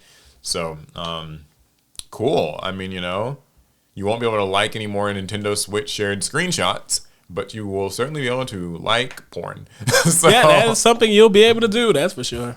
So you can at least engage with that. The algorithm will figure out what your pornographic tastes are. Oh my God, algorithmic porn. Oh, gee, that actually, now that I'm thinking about it, that's probably how that's going to go, isn't it? I mean, because they're adding the adult content, and now, you get to like it, and now Twitter's just it'll figure out what genres you like. Yeah, what are your genres, preferred. What your kinks are. Yeah, well, kinks and stuff. That might be. Listen. Does Twitter have the public profile or the profile that you can read about yourself, or is that Facebook? Facebook's got that. I think that would be hilarious if Twitter had allowed that. You to see what it thinks you're. And it's Alec is into BBLs and feet. And it's That might just be the case soon. I mean, for what it's worth, this could be cool. Maybe it's maybe if we just assume the best of all these changes, then Twitter will be a new e-commerce site where the algorithm helps you find things and connect with things and people and causes you care about. We will start just calling it XXX. I think that's fair. It's just falling in line with all the other porn sites that have an X in their name. Well, cool. That's the Twitter news. You got anything else for us? No. You don't? I am a failure. I'm sorry. That's all right. Well, I've got one more kind of story that I thought might be a fun conversation to have. Best Buy is laying off more employees as it reckons with falling sales. So Best Buy carried out another round of layoffs and job restructurings last week, with the company cutting some of its sales staff and reducing the pay for others, according to current and former employees who spoke with The Verge. Multiple people said their new pay will be much lower due to the changes. The layoffs appeared to have mostly targeted in-home sales roles called designers, who would go to customers' homes to help identify products that would work in their space. It's not clear how many were let go, but designers who weren't laid off have been moved into a different, largely in-store role. Also, pay scales for a similar existing in-store consultant position were revamped. So, yeah, apparently Best Buy has kind of been doing a lot of restructuring in recent months because they've been dealing with falling sales after the pandemic. And this is part of that. Thoughts? It was always going to be tough to continue being Best Buy in the post-COVID age. Everybody orders things online nowadays. There's so much competition for tech. Best Buy their whole thing was, we have all the tech right in one place. Yeah. But now the internet has all the tech in many places, but you can access them all from home. Yeah, that's what I was gonna say. How often do you find yourself buying your tech products in person from a place like Best Buy? Because for me, I really, honestly, I go to Best Buy when I need the thing today. Right. And there are cases where I really want the thing today, or I need to have it. Oftentimes, if it's maybe a video related thing, or kind of a I might do that. But just generally speaking, I don't mind waiting a few days to get something online. And it will be cheaper than what you get off. Yeah, and it's Best typically Buy. cheaper. Yeah, that was what I was going to say. Is Best Buy it's a big box retailer that's sort of selling everything just at MSRP, and in some cases that's a good thing. When stuff's being inflated online, resellers and stuff, you can actually go to Best Buy and usually get things for the actual price. Best Buy helped bail me out when I was building my PC because during the pandemic, PC parts were so inflated, but Best Buy, if they had them, would sell them at MSRP. Yeah, the only issue I have mostly just that if I want, as a person who I get a lot of just miscellaneous tech stuff, cases, extra cables, just that sort of thing, and I can always find that just cheaper, often in bulk or something online, where I won't go to Best Buy for it unless I am recording something today and I need the thing now, and so then I'll go to Best Buy and get it. But that's kind of the only case. And I know people bought a lot during the pandemic, and now it's cooling off. There's less, disposable income too. Yeah. Like I think with groceries and everything else, cost of living, all that stuff going up. It's like, do you have the money to really like stroll into Best Buy and just be buying things? Not as many people do. Yeah, maybe if Biden would cut us some of them checks that Trump had us on, we could prop Best Buy up. Yeah, I'll take a stimmy. I certainly won't say no. Boy, I'll help get Best Buy back on their feet, man. Yeah, give me a stimmy, give me $1,200. I can go and spend that in a heartbeat. Let me go get a TV real quick. Yeah, but I mean, I feel bad for Best Buy because I do like Best Buy as a store. As a kid, I remember it, and like there's another place that I used to go to called Circuit City. That's like good old closed. Circuit City. I love going to like tech stores and just existing. I used to get my my DS, these like really bad DS games from Circuit City. I think I would put them only behind GameStop and like bookstores for me as a kid. Like I just like places where you could just go and kind of feel like you're in heaven. For like, me, with all the tech around you and growing up, Best Buy and Barnes and Noble were next to each other, and so that must have been heaven. You could just go from one to the other. Cool tech and stuff. It was like I think that was my favorite place to be as a kid. I didn't have a Barnes and Noble super close, so I actually didn't go to Barnes and Noble until I was like a teenager, like later in like my teenage years. Books A Million was my like kind of bookstore nerd place of choice. The crazy part is, if I remember correctly, our Books A Million did close, but I think the Books A Million was close to that as well. It might have been, yeah. It was not far. There was like a Borders. It was like a bookstore, like Borders Express or something. Oh yeah, Borders. I feel like we had a Borders. I remember that's somewhere. where I got my Harry Potter and the Deathly Hallows book, I think, when it came out. I remember that was like it was like a big deal, midnight release thing. I think that's the only time I've actually done a midnight release for a book. I've never I think my parents want to did say either. that's the only time. My sister's done a few. She like reads, but she actively reads, whereas I like used to read a lot, and now I don't really like read as many books. So. That's most people. I really, I feel kind of bad like saying it that way because I do like reading, but also bookstores are in their own, kind of hot water right now. Yeah, just in general. Yeah. Totally unrelated. I heard the story like a few months back about how like Barnes and Noble has like a new CEO and they're trying to like rebrand and kind of bring back just the bookstore experience. Oh yeah, I remember hearing about that. Yeah, they're trying to get back to his kind of traditional bookstore look.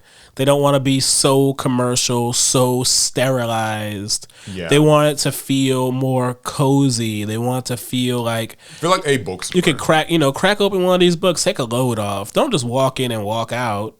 Yeah, this is to kind of getting into the weeds a bit here, a little off topic, but. We went actually to the biggest bookstore in the world when we were in Portland. The largest independent bookstore. Yeah, and that was kind of cool, but like overwhelming. It didn't feel like a bookstore. It was a mall for books. Yeah, it was a mall for books, but there wasn't really like a quiet place to like sit. Because like you could sit, but there were people everywhere. Yeah, see that's the thing. Like for me in my bookstore experience, it still needs to be like kind of quiet enough that I could like sit and just like read a book in there too. Like I don't want to just scramble to find a book and like then find it and buy it and dash. I mean that can be fine too. Like I might want to read it at home, but sometimes it's nice to like read the first like chapter of a book or something in the bookstore, but with a more calm, soothing ambiance as opposed to like hustle and bustle. I can't deal with like too many people moving around me at a time. And I remember at that bookstore, I got my books. Tried to read in the store, didn't care for it, so I went outside to read my books next to the Hellfire Preachers. Oh yeah, they were like on the microphone. Yeah, so I stuck some earbuds in to like cancel the noise, and I just read there because even though they were yelling, they weren't like walking around in front of me, so I was able to like focus and enjoy my book more. Yeah, I definitely think that's something that, like, I hope we never lose, like, physical bookstores. I mean, Best Buy can take it or leave it, but I want to keep my bookstores. No, I want Best Buy to figure out whatever it takes. If that means maybe lowering prices, that'd be nice. But they're not. They won't. They will fire 1 million employees before they lower the price. It's like we don't need TV. you. I think that's all the stories. You know what that means. That means it is time to do a little pot of greed. We doing the pot. So, I'm going to have to read these once again off of the spreadsheet. Perhaps eventually, maybe, we'll have... we'll take it easy on the pot itself. Yeah, we'll take it easy on the pot. It's all right. But there are a lot of really good questions that you guys have submitted, so I will read them off of the tablet. So, what is... Okay, here's a really good one. I've noticed that as the pod has grown, so have your words, opinions, and everything has gotten more mature and less formulaic in a much more enjoyable way. Are there ever moments too out of pocket to make it into a main channel video? And would you ever consider a blooper reel of any cut moments? Thanks for all you guys' hard work, Matthew. Have we ever just deleted a segment from the pod that we thought wasn't or was too crazy or wasn't good enough? No. I mean, the only time that there was like one segment or one like story that we just didn't include, but it wasn't because like it was out of pocket. It was just like I don't think there was like enough to it. Yeah, there wasn't enough. Like it just wasn't very substantial. So we were just kind of like, I guess there's not enough to go on. Yeah, typically on the pod we just kind of say whatever comes to mind, and I've been enjoying it more. Like frankly, I think I like I used to kind of a few thoughts. The first is I enjoy it more because like it lets us get a little past Yugioh sometimes. Like sometimes like if you're just talking like Yugioh every single week and like all that, it's just a good way to like kind of get some fresh air. Right. We have interests that are not just Yugioh. Yeah, like, you know, most definitely. Play other games, follow other things, have other fandoms. And so this is kind of an outlet to talk about that. But I mean, as for like, you know, getting less formulaic or kind of more mature about stuff. I don't know. Like I noticed that our conversations feel closer to how our real life ones do here. Like over the last few months. You know, when we first started, I think we were just both being quite careful. Yeah. And as time went on, we got comfortable. Yeah. And so we started taking more risks with what we'd say and what we could get away with. Yeah, and I mean, what I've also kind of found too is like most of the people who listen to this podcast aren't so different from us, like generally speaking. I mean, if you like Yu-Gi-Oh, there's not an insignificant chance that you also probably kind of like video games.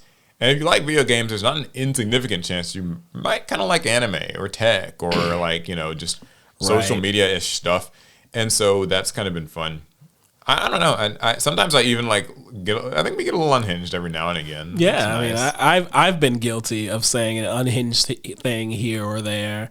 I'm always correct and never wrong, but you know, I've said some crazy things. Yeah, I also like reading the comments because I think that people are starting to kind of realize too that like, you know, I mean, like we just get in here and we're just kind of talking sometimes. Like it's not. I don't know. I don't know what I'm trying to say, but I mean, I enjoy it. I'm glad that other people have liked that as well. So good, cool. Anything you got to say on that? Stay tuned for more pod unstructured like pot of greed comments. Oh, I guess to answer the second question, are there ever moments too out of pocket to make it in a main channel video?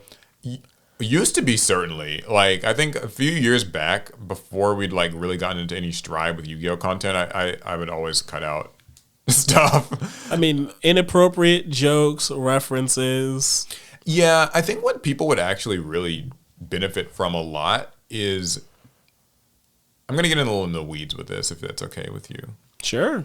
I guess that's what this person probably appreciates about this is like when you watch YouTube, sometimes like I'll see content creators, this is like Yu-Gi-Oh space, any space really, and like they'll have these fan bases or viewers, listeners, whatever, who truly do like buy into the persona that is like oftentimes an online content creator, kind of a parasocial relationship. Mm-hmm. And I think that it's actually, I enjoy my content creators a lot more when I started to realize like, you know, everyone kind of, there's something that gets cut out of like every video. Yeah. Whether it's just the basic like pauses or just outright like something that was kind of probably inappropriate or a little like, you know, an off-color joke.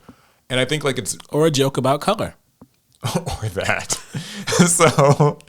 So like I think when you kind of accept the fact that like your favorite content creator probably has some like off days or has like said or thought or whatever something that's out of pocket, it's easier for me to connect then as opposed to like kind of the perfect caricature of like this person just always has the right thing to say at all times. Because it's like, who do you know in real life, like in your real life, who's like always got the right thing to say? My mom, right there on the spot. And you've told me, like, my mom. Don't you dare slander her name. No, don't you dare. No, don't you dare. I'll fight you in this pod. All right, that's fine. I won't say anything about the Alec's stories about his own family things, but no, I mean, which are all perfect, right? As are mine.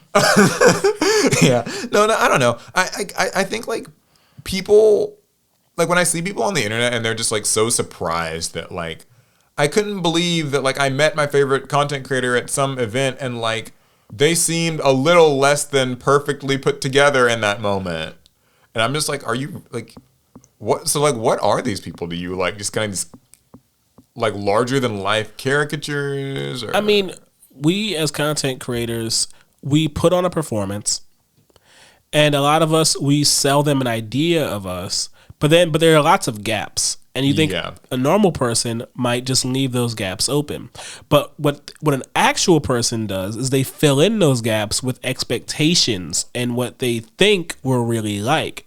Yeah. So you end up you have what you present on screen. And then anything you don't present gets filled in with whatever that person thinks you should be. Yeah, and that gets it's murky territory. Like I would. Oh, all right. That lasted a long time. Right, like the pod questions. Yeah. That's our main camera dying. Yeah, like the last thing I guess I'll say on it is just that like, people are people. It's. Just I mean, the people just talk. We're on a podcast. We're talking. We just be yapping away, y'all. Yeah, we're yapping. That's right. Away. Oh, okay. Here's the thought that I had. We're fortunate that like our videos aren't like just commentary on the world type of videos. It's just like usually playing a Yu-Gi-Oh theme duel. But we do have some political opinions that I think you guys would be interested in hearing about. Political opinions. You would like to tune in to the Patreon after show. Oh God. No. We do need a Patreon at some point. Oh God. Apparently, that's like the only way you can monetize these podcasts because they don't make too much money. I don't know what we do on a Patreon. Guys, tell us what we should do on a Patreon. Yeah, what should we do on a Patreon? Yeah. Okay, that's enough of that question. Thank you for the question, but yeah. So there was another one that I saw that I thought was really, really good. Poignant. Okay, this is Sincho Shinaka. They say pronounced Sencho. Since some people get confused. Card developers, the monster effects themselves, or the fan base of Yu-Gi-Oh? Who is the most unhealthy for the Yu-Gi-Oh card game? So repeat that. So between which is the most unhealthy for the Yu-Gi-Oh card game? The developers, I guess R&D, Konami, whatever you want to call that. The cards themselves, like the monsters effects, are like broken, unhealthy, whatever, or the fan base and the players, the community. What's like the least healthy or beneficial? Loaded question. I'm not going to answer the question. Okay. Because I think the scope of the question is wrong. There should be a fourth option. Konami. Oh, I was going to say I think that they're kind of lumping Konami with like the card developers. Because the R&D is very different from the corporate heads that make ultimately make all the decisions that run this card game. R&D, I still think, are passionate card game loving people who are actually trying to innovate with the Yu-Gi-Oh card game. Konami corporate are a bunch of suits who want to make money, and they just care about revenue, and they don't care about how real people enjoy Yu-Gi-Oh. We'll make this question a little bit more fun then. Okay. Of these three answers that the person provided, Sincho provided, we got to rank them. What's least to most healthy? Okay, least to most. All right, check it out. Okay. So, of the three, which one is the least toxic? or the least unhealthy. I think the least problematic member of this coalition, the cards, Okay. because the cards are just cards. They say what they do. You do what they say. Okay. You know, I understand what you mean, but I don't know if like the scope of this is entirely correct. So I'm going to make some assumptions about what this person maybe means in this question, but forgive me if I like kind of maybe if you're listening and like I'm understanding this wrong. I think that the card developers are it's hard to decouple the developers from the card effects themselves because I mean the developers just made the effects. So I'm having trouble. That's why I view the cards as not very toxic because I mean the cards didn't make themselves. Yeah, I agree with you. And then the cards are not just their effects; they're the artwork, they're the archetype, they're the lore. Like if I had to say the best, like the most fine part of these three options is like I guess the cards. The cards are just they are what they are. And that way though, the developers I don't think are that bad either. Like they're just trying to make new cards. You can take more issue with them though. Like now, look, they did write Snake Eye, Ash, and Poplar, so that's true. You got to give them some toxic. Just like, all right, y'all did make Snake Eye, so we don't love you guys. The fan base of Yu-Gi-Oh, it's hard to use the word unhealthy to describe a fan base as it relates to like. I think the fan base is one. If I think of the entire fan base as one big human body, I would think of it as a very average body. It's slightly overweight. It's got a few different health problems, but it's still pushing. It's still making it. You know, it's still playing Yu-Gi-Oh. It's still going to the shop every weekend. Still buying new product. Is their cholesterol a little high? Yeah. Or like, do they run out of breath when they walk upstairs? Sure, but they're still making it. Yeah, but that doesn't answer the question. So are they? So they're number 3. They're the.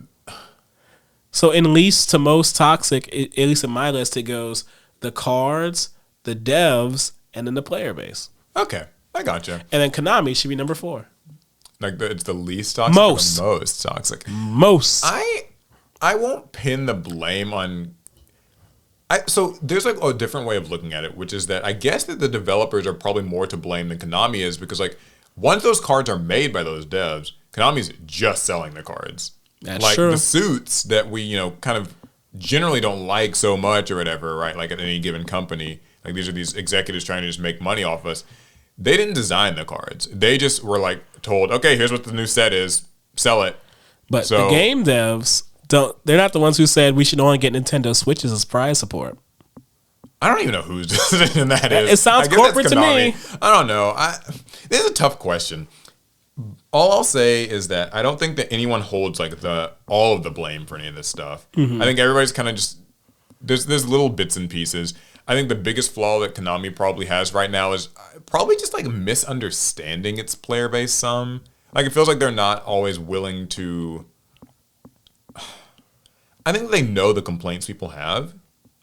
And I think that there are a lot of people at Konami who like want Yu-Gi-Oh to be better. I think that there is not a channel for the communication channel doesn't feel like it exists. Right. So I just think that like they'll never is a strong word, but as it stands, it seems like it's just so difficult for them to like kind of hold hands with the players because there's not like a great way to like really give the back and forth isn't there. Right. I think the biggest flaw probably from the fan base of Yu-Gi-Oh! Is actually the same thing, which is that a lot of people don't understand what Konami's about. Like, a lot of players, I think, have these misconceptions about, like, what Konami can and can't do, or has, like, doesn't have the power or authority to do. Like, there were always people who are like, why didn't Konami make a new Yu-Gi-Oh! Anime? Because Konami That's doesn't not make their the job. Yu-Gi-Oh! Anime. They do not have that license. But, like, people will hold that against them. Like, they'll say, like, you guys are ruining Yu-Gi-Oh! And you won't even release a new anime. It's like, that's, So, there's things like that. And, like, a lot Where's of people, the Go Rush dub, Konami? Yeah. Like, the Konami's are getting just... It's funny because, like, I've read, like, those are the comments you read. So, I think, like, a lot of the fan base The only other issue I could probably say for players is just that I think a lot of people don't understand, like, they have like their bubble of Yu-Gi-Oh. Like if you're a competitor, it's so hard to see any casual's perspective as being important or relevant to the problem. Or it's difficult if you're a casual player who wants Playground Yu-Gi-Oh back. It's tough to see why people might enjoy whatever the current metagame is, or why people even maybe go to OICS. So in those two cases, it's like they're opposites. They're misunderstandings. Just two groups who talk at each other, kind of, it feels like, rather than like to each other. Yeah, they can't understand each other. And as for like R&D and the monster effects, no opinion. I don't know. It's Yu-Gi-Oh's what it is. I don't have anything else to say about that. They're making the cars. They're trying to make them cooler and better and faster and stronger. Okay, cool. Next question then. Give me just a moment because I gotta read these since I can't just like pull them out of a hat. Okay, Out of a pot. I can't just pull them out of a pot. This is something interesting. How would you feel about Yu-Gi-Oh as a best of 2 format like Lorcana, which I didn't know Lorcana was like this. I didn't know that either. 3 points if you win both games, 1 point each if you split. This would really reduce the advantage of going first in the first game that it gives you in a timed best of 3. Interesting. So I didn't know this existed, like I said. Both players would take turns going first, and that's it. Yeah. That's surprisingly... That would change deck building. That's very interesting. Because you know now that, like, you will get one game where you get to go first, and one game where you will likely, like, have to go second. And that's that. Ooh, make it even more interesting. What if you remove the side deck? Ooh, I've always thought about this.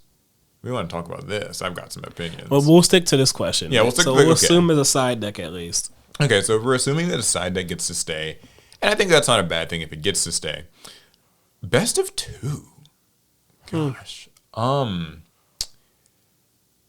the surface, this sounds like something I would be more than willing to try out. I think it would be cool. However, the biggest immediate gripe I think players would have is that draws feel unfulfilling in general. True. And people tend to like resolution to their matches. And the idea of like, I won one, you won one, now we just kind of both get up and walk away, just from a competitor's standpoint, like not a competitor, just like the inner competitor, right? Yeah. Does not feel fulfilling. I think that people want I want to be able decisive to beat my opponent. victory. Is it well, you should have beat him twice in a row then? Yeah, that's the only way you can do it. Whereas, like, when you think about how draws feel, even at locals, like when you get a draw, it never feels like you're not happy to get a draw. Per se. With this system, a draw might not feel as bad since it'll be a matter of tallying up all the points you get in the course of a tournament, and it won't be a matter of, well, how many rounds did you win, did you lose? Are you X2 or you X3? It's a point-based thing, so even every round that you come away with points, and you know that a lot of other people are having those draws as well, that's not a wasted round. At least it's not as wasted as it is in modern-day Yu-Gi-Oh! If you draw... Yeah. That's not good for your record. Right. It's an interesting one. How would people maybe deck build and stuff around it?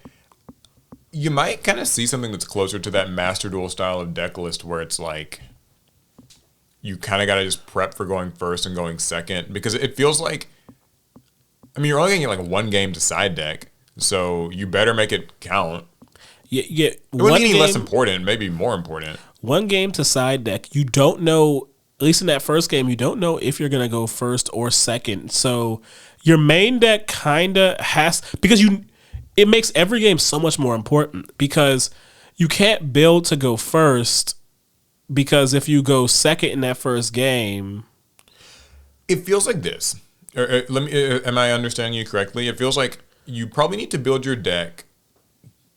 Like right now, most people kind of just build with the assumption that they're going to get to go first, and like if they have to go second, and just kind of suck it up. And then like later on, in game 2, you get to go first. And then in game 3, even if you have to go second, you can at least side to kind of mitigate. Yeah. Here, I think that you might build kind of more Master Duel-esque, where it's a little bit more of a focus on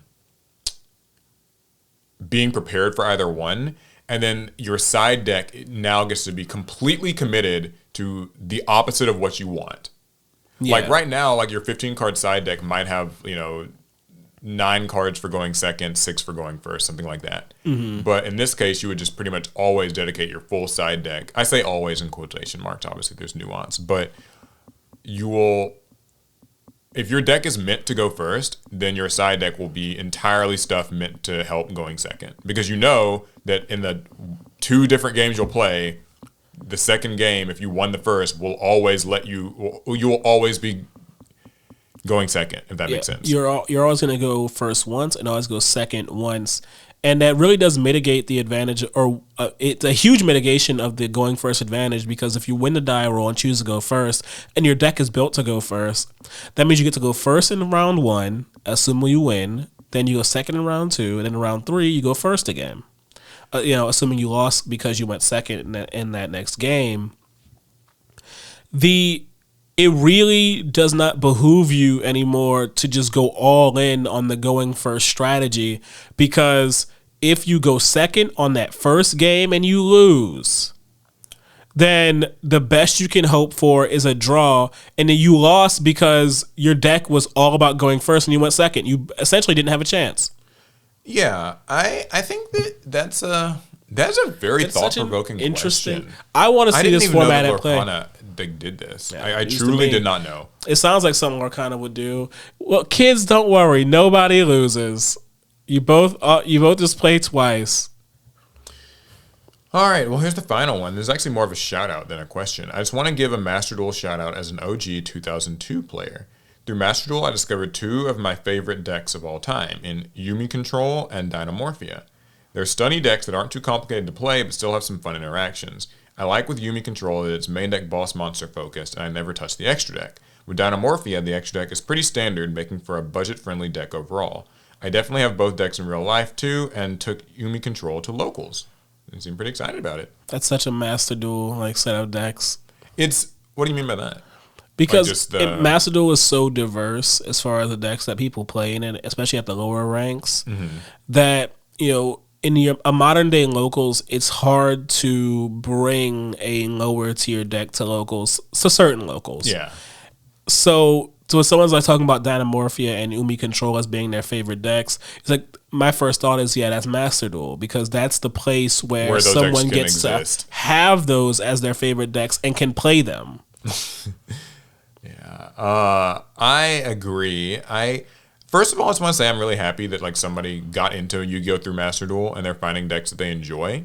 That always brings a smile. That actually legitimately warms my heart, because I'm a Master Duel kind of fiend. And I like the idea that people are playing these decks. They're getting in Master Duel, they're building what they want to play, they're having fun with it.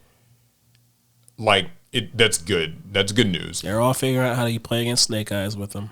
And I think it also speaks to how Yu-Gi-Oh! Has so much deck variety. Every deck can feel just unique in what it does. I know there's obviously some downsides to that in terms of learning.